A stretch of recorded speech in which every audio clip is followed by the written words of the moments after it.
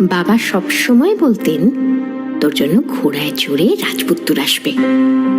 মেয়েটা বলতো, কেন বাবা? বাবা বলতেন, কারণ তুই যে রাজকন্যা। মেয়েটা বলতো, আমার বাবা কি তবে রাজা? বাবা হাসতেন, তারপর বলতেন, এমন রাজকন্যা থাকলে তার বাবা রাজা না হলে কি হয়? মেয়েটা বলতো, তুমি তাহলে সত্যি সত্যি রাজা?